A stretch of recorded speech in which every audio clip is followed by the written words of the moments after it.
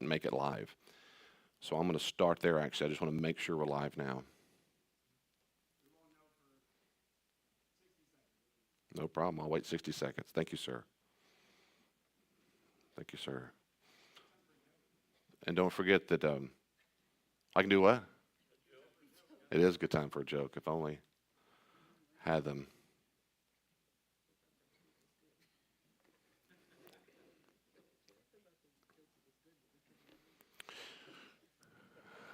What's up?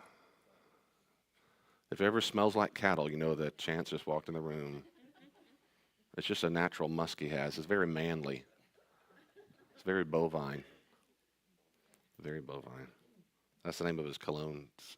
He has a whole series of stuff called bovine. Bovine musk. Before we start back up where we were, we're going to start around chapter 3, of course. We'll start back around verse 14. In fact, is where we'll start. Any questions about, again, we're going to go back up to the punishments given to the serpent and the woman and the man. That's what was missing from last week.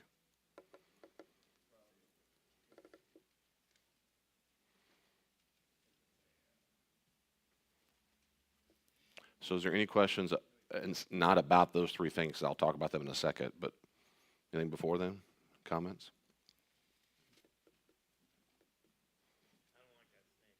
Don't like that snake. He doesn't like you, Red. Yeah.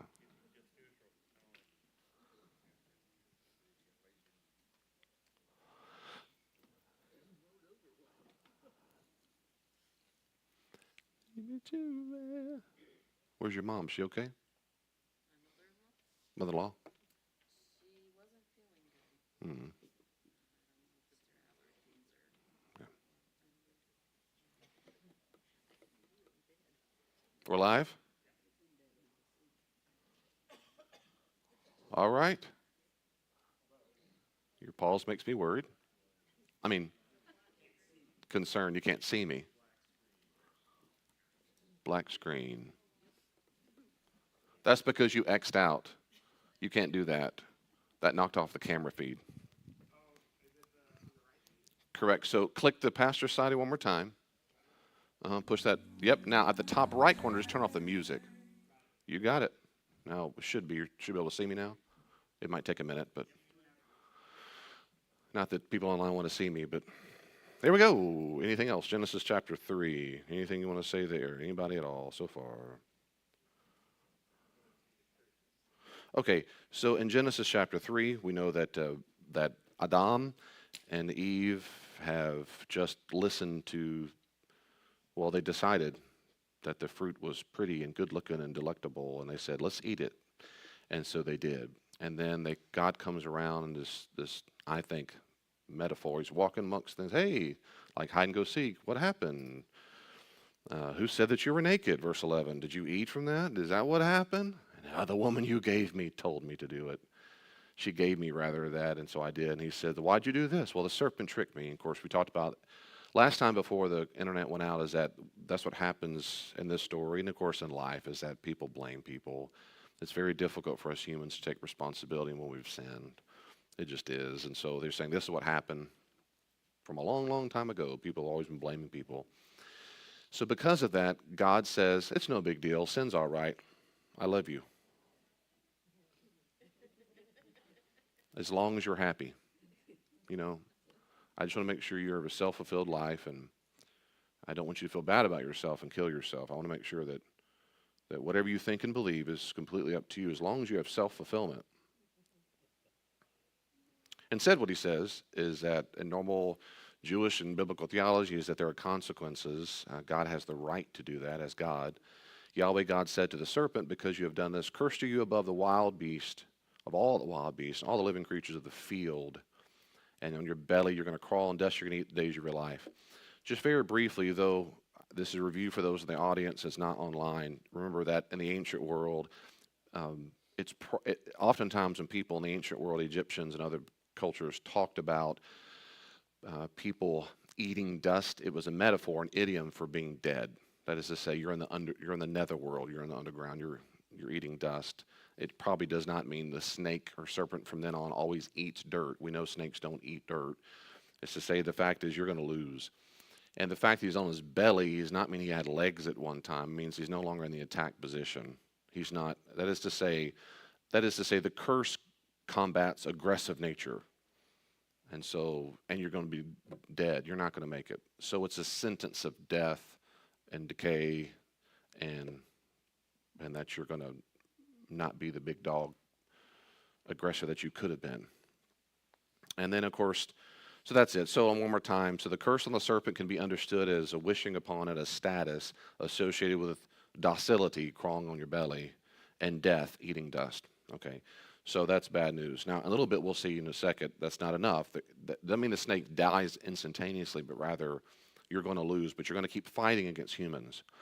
Verse 3:15, I will put hostility between you and the woman, and between your offspring and her offspring. Her offspring will attack your head, and you will attack her offspring heel.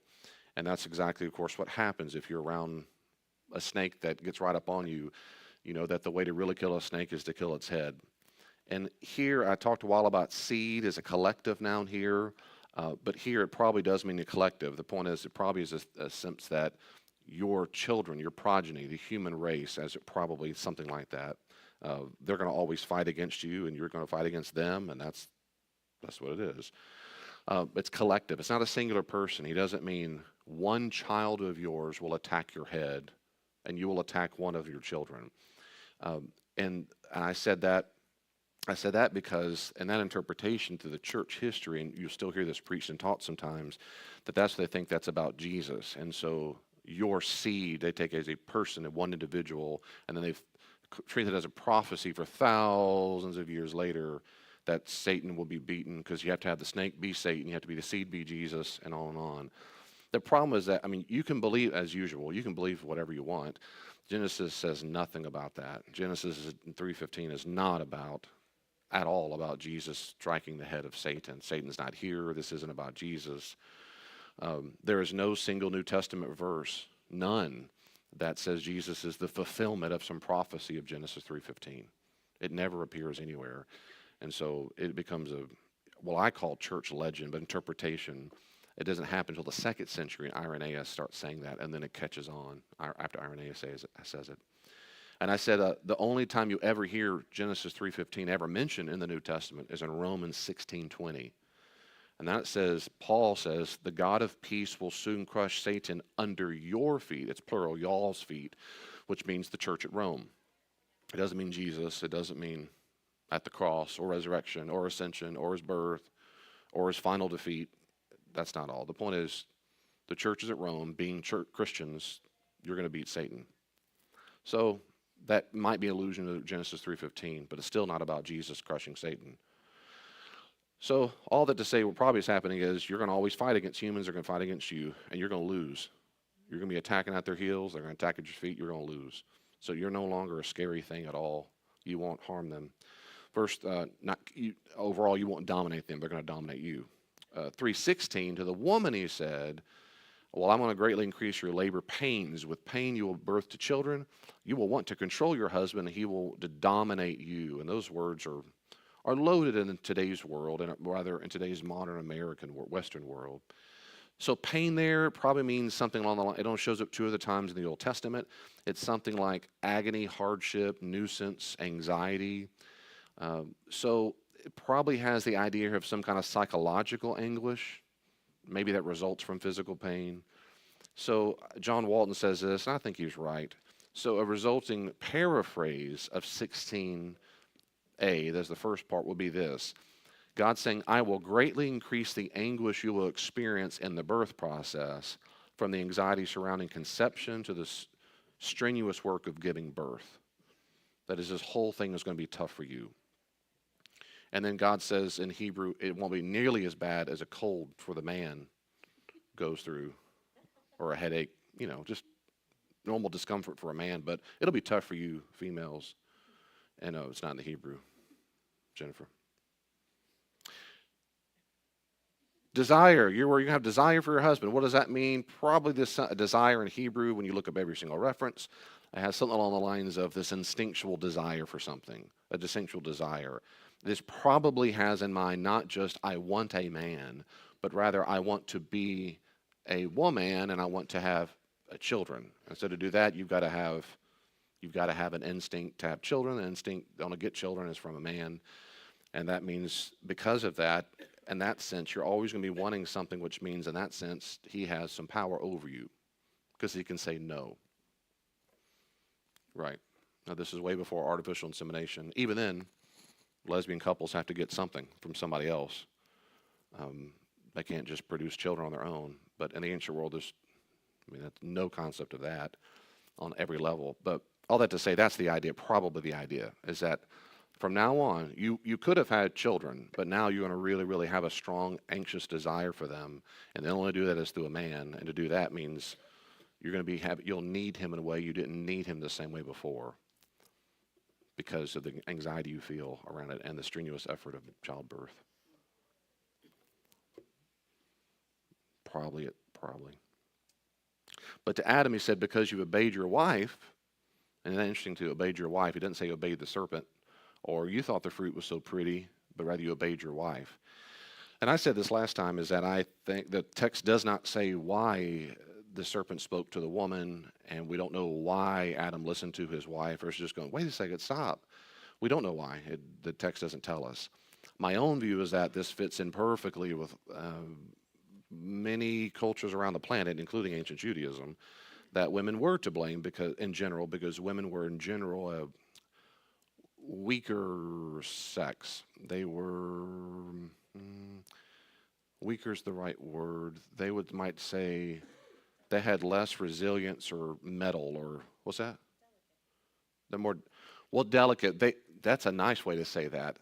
Yeah, they would probably say beyond that they were delicate. But their view is just like in many modern Middle Eastern countries now. They're not just more delicate, but they are more prone to moral failure. Yeah, absolutely. Sorry about it. Not you, the other people in the Middle East. But it is a view that it is a general. If you time travel and ask the average Jewish man, they're going to say absolutely. And this is all through the Proverbs that it's in general that you need to stay away. Women are there they seduce you. Now that it's not that ancient Jews, just like today, they don't think women are nothing but evil. No, it's not. They did not think that. They did not think that, and I think I can give you tons of examples to prove that.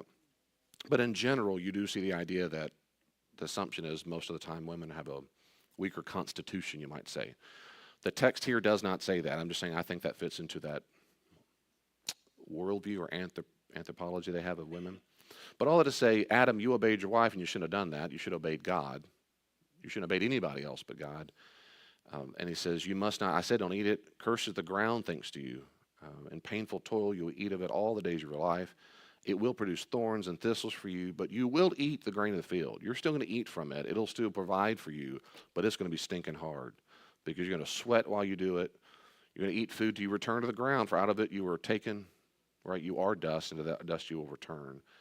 And so here he curses the ground. Curse is the opposite of bless. So the ground is cursed in that you're still going to eat. It's going to produce food for you, but it's going to be a lot more difficult to produce it. A lot harder to produce it. And then I'll pause there for a second. But then in general, I think that's what, if you time travel and ask an ancient Jewish, you were eavesdropping on a conversation between a dad and a little boy, and Daddy, why does it hurt Mama so much? Where are the babies coming from? Well, they come from, technically they come from Daddy. Mama is like the oven, and Daddy produces the food. That's what they thought. They had no concept of her producing eggs and no concept of that. In fact, in the ancient world, the Romans, at least now centuries after this, the Romans had a word, the homunculus, was that a little man was inside the semen. They thought a little person was in there. So they have a very different understanding. So if you can't get pregnant, it's not his fault. It can't be his fault. It's your fault. That's the idea. And so it became a source of anxiety and panic. And that's why it seems to have been the case. It's pretty common for at least wealthier individual males to find someone else. And oftentimes that's why, like, Sarah finds her handmaiden. No one goes, what? They go, of course you should. It's your responsibility to give him children. So again, if you time travel, this is normal stuff. It's your job to give him children. You can't do it. Now that you can do it, but it's going to be really hard for you. It's really anxiety producing and all that. You've got to have it. It's all on your shoulders. Yep, that all goes back to the very beginning because Eve sinned. Oh, Daddy, it's sure hard out here. I'm sick and tired of digging this farm. Yeah, it is difficult. There was a time when we could just eat. The produce was so easy. It was abundant. It was everywhere. But now it's really hard because at the very beginning we sinned. Why did certain animals attack us all the time? Why is it dangerous to do agriculture sometimes? Think about that. He didn't say the rhinoceros is going to attack you. The giraffe is going to get you. He's talking about an animal they approached all the time when they did farming. It's the snake. Well, because a long time ago, and so that's probably where it comes from. But Daddy, where does when God tells us not to do something, and yet I still want to do that? Why is one of the reasons why I still want to do that? Well, because sometimes things outside of us tempt us. They tempt us. So that's what I just said is a pretty normal understanding. It doesn't have to be yours, but that's a normal way to interpret it. Do you have any questions about that? I'm going to keep going on past that because that's about as far as we got last time. Any questions or comments?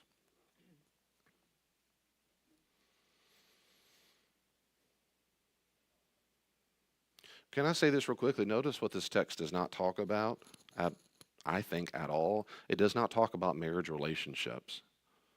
And I've heard this many times gone to the text where, the way God, this is what husband and wife are supposed to look like. I mean, why would you think that? Why would you think that? What in this text of God's punishment says this is how marriage is supposed to work? Right? These are consequences of them sinning. I don't. Yes. Pastor, I want to back up just a little bit. Could you elaborate on the covering that God made for? Sure. Well, that's the next verse. Right? Good. Well, I tell you what. How about I say he asked about covering. Yeah. Any question about what we've covered? And then if I don't talk about that, feel free to. Anything we've covered about the consequences, punishment, marriage? 3 verse 20. The man named his wife Eve, because she was the mother of all the living. Yahweh God made garments from skin for Adam and his wife and clothed them. In Hebrew, Eve is typically spelled as chava. It's derived from the root word called chava, which means to breathe or to live. So the name chava is often translated life giver or mother of all living. In Hebrew, life giver.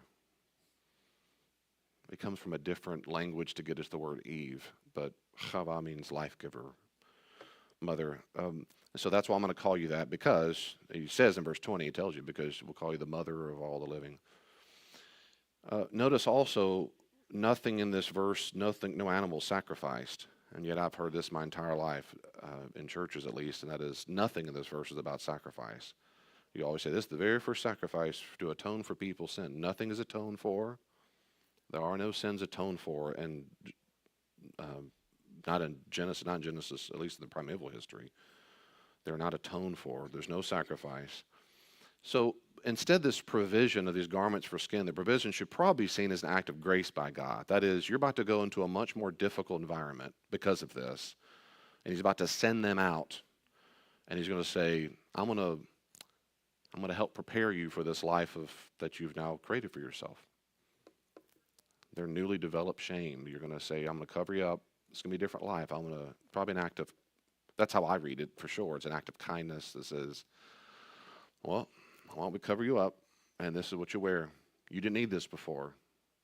You didn't feel shame. You could be naked literally, and then it's an idiom for you felt no, you were naive. You were like naive children. You were innocent, naive children. That was a good thing. But now you're not anymore. Things have changed. And so because of that, I'll tell you what, I'll cover you up.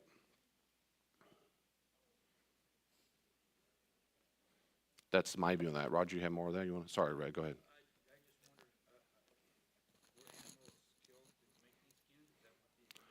Good question. So were animals killed to make the skins? Yeah, this doesn't say that for me. I don't see that anywhere. I don't. Okay, so my view is I see no reason to think that animal predation and death did not occur from the very beginning. I see no reason not to think that. And people typically go to Romans 5 when Paul says, through Adam, death came into the world. My view is I'm convinced Paul's not talking about creaturely death, but human death. I don't think Paul's point of Romans 5 has anything to do with what happens to insects and gnats and worms and apples when they fall from the tree and fish. I mean, that means everything has to live eternally before this. Eternally. They would never have, every animal and instinct didn't need a tree of life. They just lived they were immortal. Every gnat and mosquito and worm was immortal creatures. I don't believe that. I don't think any ancient Jew would have believed that. So because of that, I think from the very, very beginning, part of human creatures living was that creatures, back then if they were carnivores like they are today, they're still carnivores. That's my view. So therefore, when it says he made skin, my assumption is that they would have found dead animals somewhere. That's my view. Yes? Well, I was just thinking that the only reason why he had to make skins for him is because now there's thorns and thistles in the world that would rip up the leaves, so they needed to have skins. Oh, yeah. So now there are thorns and thistles. That's why they needed skins for that. Yeah, maybe. Maybe, yeah, maybe. I took it to be more in the sense of, maybe, yeah, more in the sense of shame, but yeah, maybe it's a sense of, so the very first original blue jeans. You know, jeans were created for that, for helping people in the coal mines, right, and other stuff. But that's my view. So I don't see any sacrifice here. There's no atonement. There's no vocabulary for that at all. That will come later on, and in fact, it will come all of a sudden in the text. Cain and Abel, all of a sudden, that is introduced to the text for the first time, but it is not introduced yet.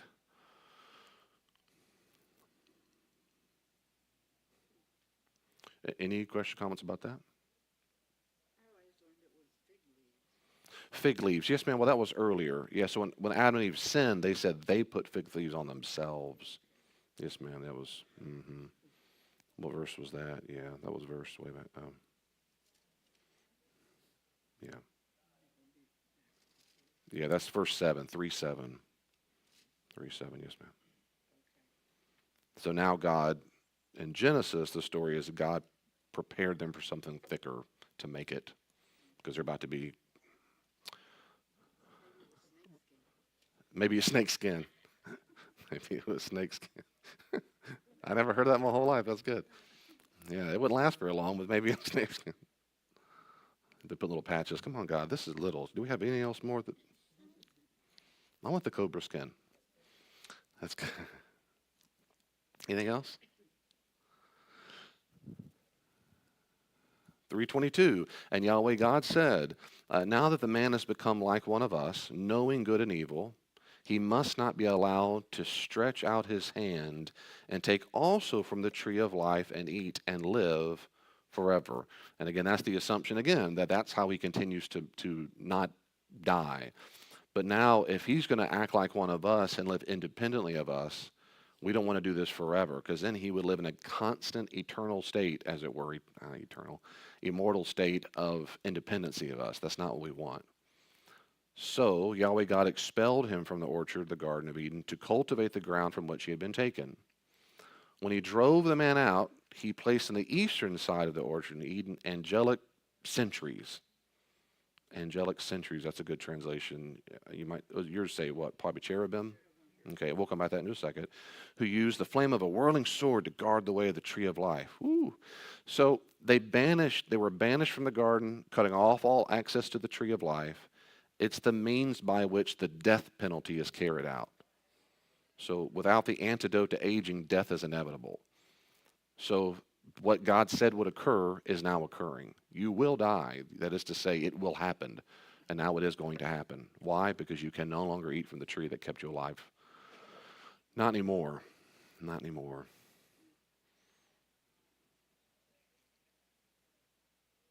The cherubim, it's whenever in Hebrew, if you ever see a word in your Old Testament with the im ending, then plural, that's plural in Hebrew. So cherubim means they're supernatural creatures. They're referred to over 90 times in the Old Testament. They usually function as guardians of God's presence. So they guard the tree of life. And that in fact, in the Ark of the Covenant, they have cherubim guarding the mercy seat of the Ark of the Covenant. They guard the tree of life. I mean, they drew pictures and paintings and etches. In Ezekiel's vision, cherubim guard the throne room of God. they're always associated with a person or property of God. If it's God's stuff, somehow they're bodyguards for God, or God's stuff, my way to think about it. Bodyguards for God's stuff. Biblical description of the cherubim, like in Ezekiel 1:10, agree with archaeological finds, that is, the pictorial representations of them. They suggest that cherubim they're composite creatures. They're like griffins or sphinxes. They have different animal parts to them. Representatives of these creatures are often found flanking the throne of a king. So you see this not just in Jewish literature and inscriptions, you see it in Babylonian. I think the Assyrians had it too. So it was a common belief at the time period that cherubims were a kind of, we might say, well, supernatural, that they weren't like a creature like us. They were a different kind of creature, and their job was to protect God's stuff. So in the ancient world, they have no problem. They were like, well, who's going to guard the tree of life of cherubim? Duh. That's all. A quick word about that. In biblical worldview, oftentimes people say that everything is an angel, and that's not true. In the biblical worldview, that's a mouthful, biblical world. But you'll see this in the biblical text often. There's God, of course, God, Father, Son, Spirit, and there's a hard line. Only God creates, and only God judges, and only God rules over the cosmos. No other creature does those things. Now, there's more to it, but in general, that's just good, basic Jewish theology. You don't earn your way over the line. That's where Mormonism is completely wrong. Well, they're wrong on several things. That's one they're very, very wrong on. In Jewish theology, you never, ever get over that. It's an impossible hump. It's a wall so big you cannot traverse. Beneath that wall, beneath that hard line, are a bunch of different beings. There are beings that we might call, it's our modern term, supernatural beings. That is to say, these are beings that are pure soul. They don't have a body. They're soulish beings. So they are not incarnated. And they will never intended to be, and apparently never will be. Apparently, they're just soulish beings. They have different functions. Some of these soulish beings, their job is to convey messages. Their job is to be messengers. That's their job. And we have some descriptions. When we have descriptions of them, typically they do not have wings. They're never babies, little chubby fat babies with bow and arrow. They're none of that stuff. Whenever that kind of being is a messenger for God in the Bible, whenever they show up to a person almost drops dead in fear. So those kind of beings are very, very scary, probably to a degree, not only because their look about them, but probably also they'll say the glory of God shone. They're bright, bright, bright. These beings, we call them because of the Greek word angelos. Angelos means messenger. We say the word angel. Angel is a Greek word, angelos. So there's certain soulish beings whose job it is to convey messages, angels. And that's apparently what they do. There's different beings called cherubim, and cherubim are creatures that apparently defend God's stuff and God himself. From what? We're not told. But in the ancient world, of course he does. Maybe from evil things, but we're just not really told. So cherubim. You have another being called a seraphim. The seraphim you show up in Revelation and Isaiah 6. Seraphim comes from the Hebrew word seraph, and it's it's plural. It literally means burning ones. The seraphim are also pictorially represented in the ancient world as snakes, serpents, with wings.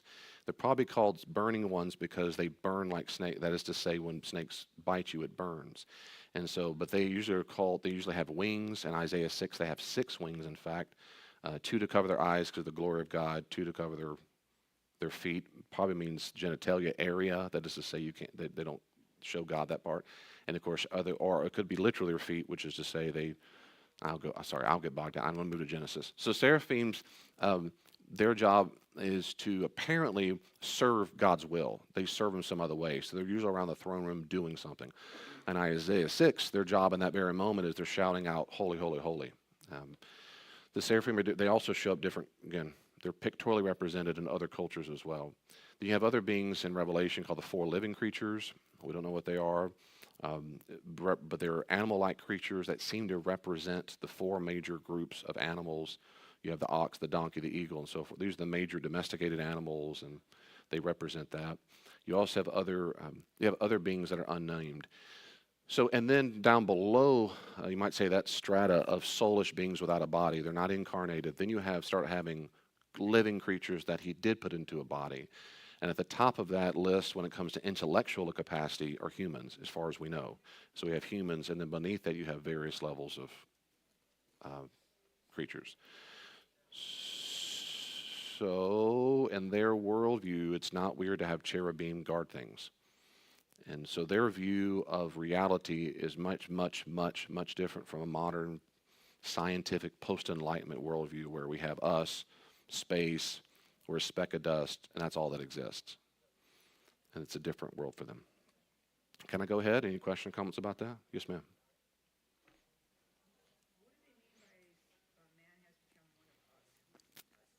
Yeah. Oh, good. I'm thinking, yeah. What does that mean when it says God has become like one of us? We're not told, and that's actually a debated issue in scholarship, the us.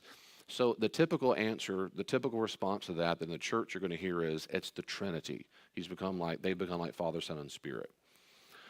Well, that's certainly possible. I don't find that persuasive at all. No ancient Jew believed in the Trinity. They have no concept of the Lord Jesus or His Son. Later on, they did believe in the Father and then His Spirit, right? The Ruach Elohim, that's in Genesis 1. The Spirit of God hovered. No doubt about that. But as far as a developed Trinitarian concept, that you have to wait for the incarnation of Jesus for that to start developing. So that's possible it's Trinity. I don't find that persuasive because I don't think they thought that. So what did they think that when they saw that? Well, this is where there's two major answers that scholars give. The minor view, which is possible, is that it's what we call the plural of majesty. That is to say, God refers to Himself as us, like a queen or king might. But it's a little different because a king or queen might do that because they represent the people. So the queen says us, perhaps, when she, or the king now, and so forth. They represent all of British people. But it's a plural of majesty. That's possible. That is a view. The dominant view in scholarship, as far as I can tell from the scholars I've read, is that instead what this represents are these other divine beings. That is to say, what we, in scholarship, they call it the divine council. And you see the divine council in all kinds of texts, like in Job 1, where this one Ha-Satan comes up to him. So there's a bunch of texts that assumes that God has, well, a divine council, much like we might have if a president becomes president, they form their cabinet. Now, in the ancient world, everybody, as far as we can tell, almost every, if not everybody who thought about the gods assumed they had a cabinet. They were a pantheon. The difference is, Jews were adamant about this too, that is, the difference is, in God's divine assembly, He doesn't take their advice. He tells them what to do. And so He does not make decisions because a committee got together. And that is it is a unique distinction. I don't know of any ancient culture in the world that has such a view. So they I shouldn't say the word adopt. They had some similar views like the ancient people. So that's the dominant view in scholarship, is that when he says us, he's meaning those divine beings that they thought existed, that they also have wisdom. That's the best I got. Any follow up on that?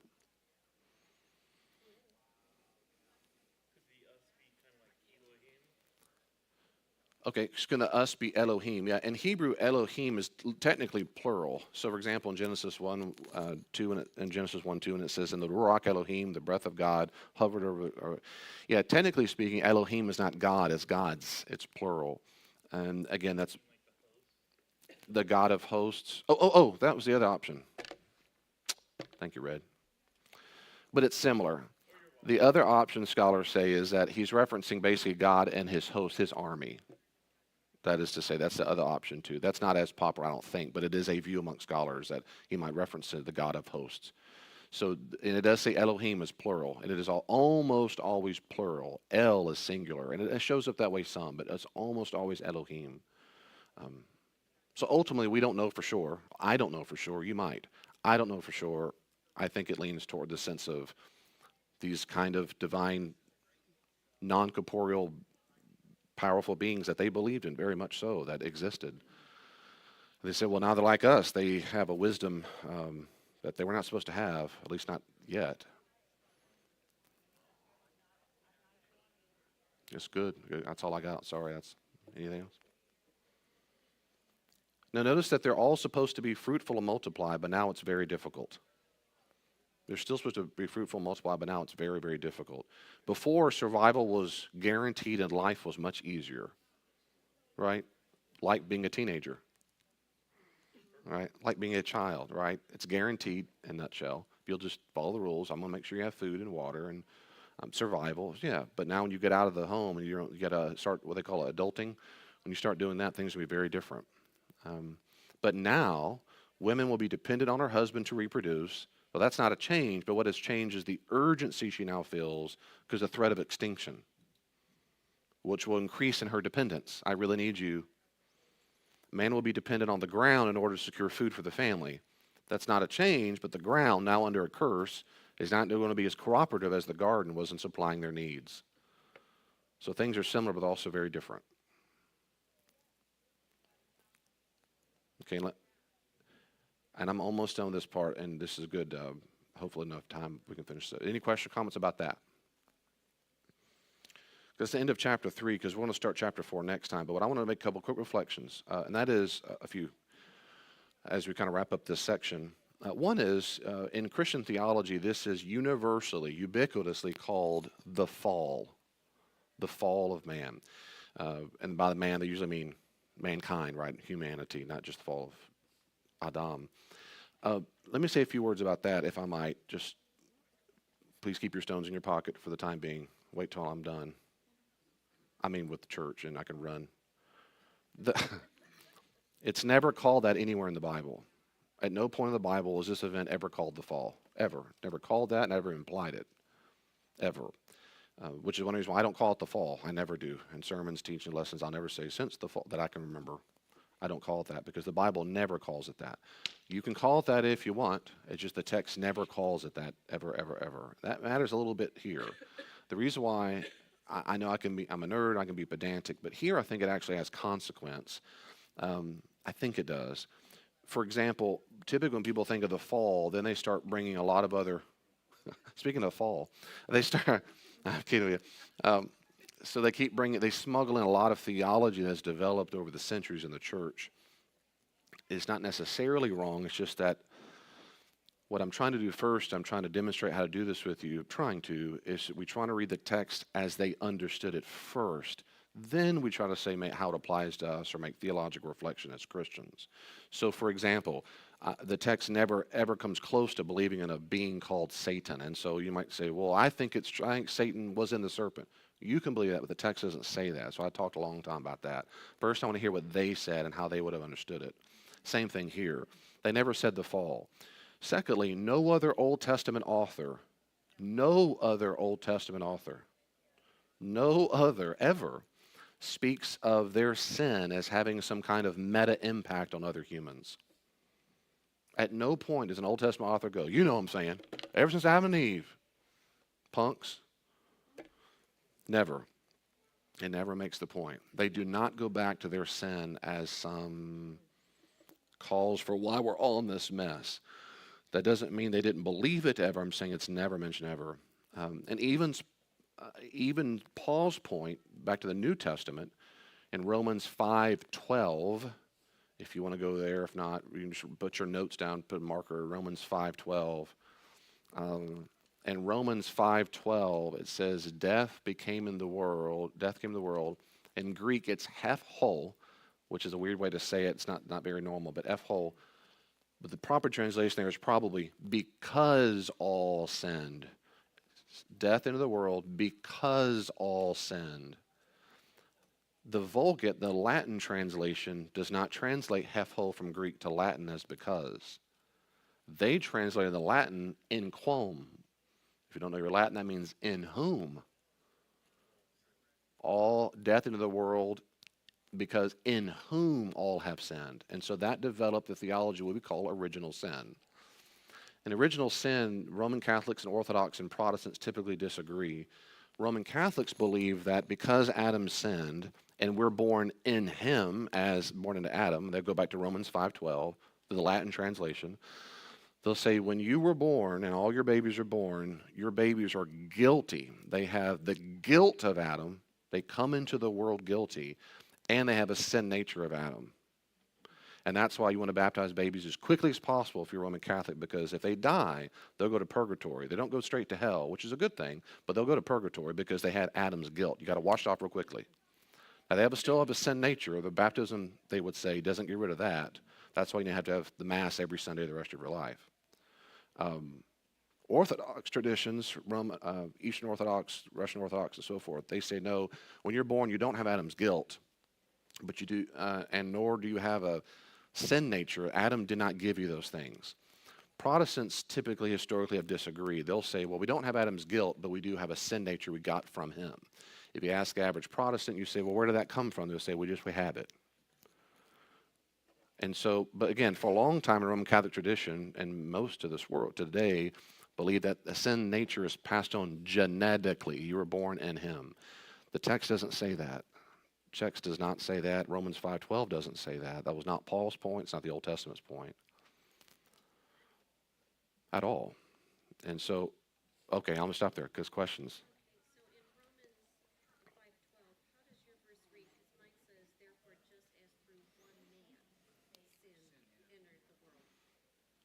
Yeah, just as through one man sin into the world.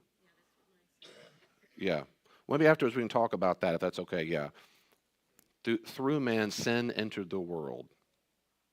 Mm-hmm.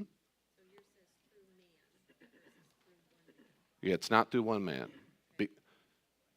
Yeah. Is that the New King James Version? That's why. Does it? Okay. Well, we'll go back. Yes, sir. I don't have a little bit of time, Red. Real quickly. Go ahead. The expulsion, I like that much better than the fall. I do, because that's what happened. That's what happened. Yes. So that's a good point just because of time. So the point, though, it seems to me, Romans 5 still is not about sin passing down genetically through Adam.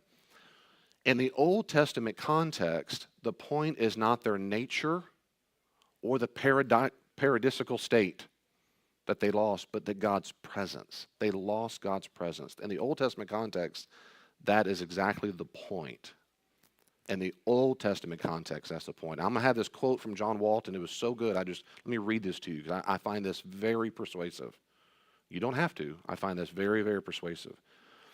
This is from John Walton.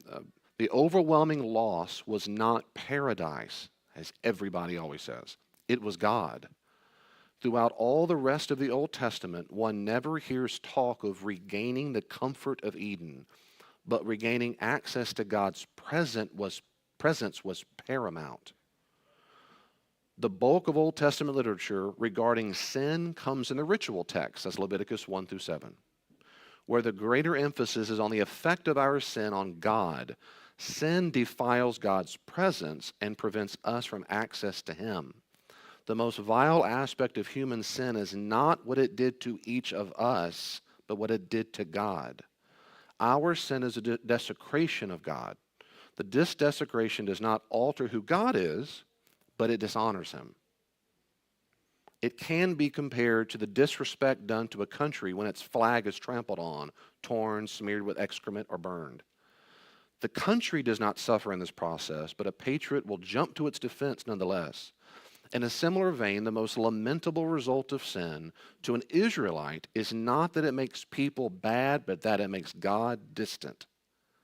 As a result, Israelite thinking did not perceive the ongoing effects of sin and the fall as a moral sludge in the genes, not blue jeans. The fall of the human race is not portrayed in terms of sin-laced sperm, but in the continuing distance between people and God and the lack of access to His presence. In Genesis, this is reflected in the movement away from God's presence, resulting in increasing isolation from Him. We are all born outside of Eden, and our nature, with thoughts, actions, they all confirm our outsider status and that the causes and condition of our expulsion remain. I think that's true. So all through the Old Testament, when the Israelites thought about how to get right with God, they did not ever say, let's get back to Eden, let's fix our nature. They said, let's get back to God. And they had different ways of understanding that. Leviticus says you got to do your sacrifices just right. The prophet said you got to have your moral life just right. But they were all trying to have good, whole relationship with Him. And that seems to be the result of the expulsion. If you want to call it the fall, that's fine. I'm not the word police. My goodness. I have other things in my life to concern myself with. You can call it whatever you want, but that is the point of the expulsion, it seems to me. We have a few seconds. Anything else? Life-bringing. Man now is born with a sinful nature. Man is born with a sinful nature. Okay. That's a good question for next time. It's a good question for next time. Let me say a quick prayer for us. That's a really good. Lord Jesus, thank you so much for this text and the reminder that you want us and love us. Help us submit to your will and get wisdom from you alone. Help us seek and have your presence via the Holy Spirit when we give our life to you, Jesus. We love you. In Jesus' name, amen.